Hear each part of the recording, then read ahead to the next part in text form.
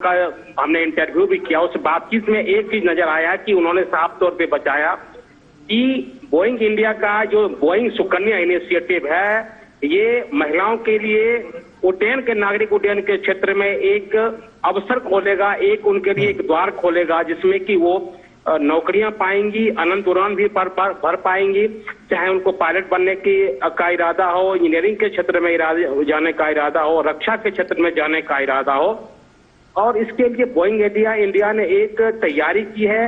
150 lab, stem lab बनाने की उन्होंने एक पहल की है और उनकी ये कोशिश है कि 150 स्टेम लैब में साइंस, टेक्नोलॉजी, मैथ और जो के बारे में बच्चों को जानकारी दी जाएगी। और बोइंग इंडिया की ये जो पहल है CSR के जरिए, इस पहल के जरिए उन्होंने ये कोशिश की है कि करीब 75,000 महिलाओं को या लड़कियों को वो ट्रेंड करेंगे एविएशन के क्षेत्र में, और उनको एविएशन के क्षेत्र में ट्रेन करने के बाद फिर उनको रोजगार की तरफ उन्हें उन्मुख किया जाएगा, उनको रोजगार दिया जाएगा।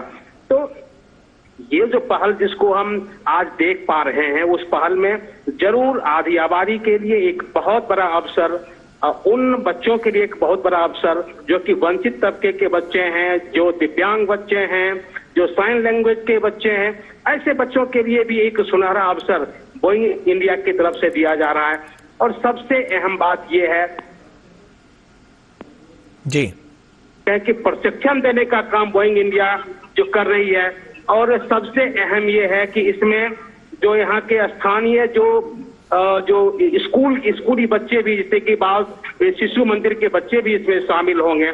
तो बोइंग इंडिया एक पहल के जरिए आगे बढ़ रही है और अपने CSR का पैसा यहाँ के जो लड़कियों की उन्नति के लिए, यहाँ की जो बालिकाओं की प्रगति के लिए, उनको रोजगार देने के लिए, उनके लिए अवसर तलाशने में खर्च कर रही है। तो इस पहल को सबसे महत्वपूर्ण पहल कहा जा सकता है। कहा जाता है कि जो महिलाएं उड्डयन के क्षेत्र में काफी प्रगति नहीं कर सकती है, महिलाएं लंबी उड़ान नहीं भर सकती है, उस इरादे को तोड़ते हुए या उस इरादे को पीछे धकेलते हुए आप देख सकते हैं कि एविएशन के क्षेत्र में लड़कियां पायलट बन रही है, सेना के क्षेत्र में जा रही है, रक्षा के क्षेत्र में आगे बढ़ रही है। तो ऐसा ही एक प्रयास सुकन्या के जरिए बोइंग सुकन्या ने की है। और जो सबसे अहम बात है, जो हमारे जो यहाँ की जो अधिकारियों से बात हुई जो कि बोइंग सुकन्या देख रही हैं, उन्होंने कहा है मैं खुद एक सुकन्या हूँ और मैं जबकि इस दर्जे तक पहुंची हूँ, यहाँ तक अब मैंने संघर्ष के जरिए मैंने अपने मुकाम को यहाँ तक पहुंचाया है। तो हम चाहते हैं कि लड़कियां भी, जो आज की जो पीढ़ी है, नई जो पीढ़ी है, जो बच्ची है, वो भी इस मुकाम तक पहुंचे। तो उनको इस मुकाम तक लाने के लिए बोइंग इंडिया ने एक महत्वपूर्ण पहल की शुरुआत की है।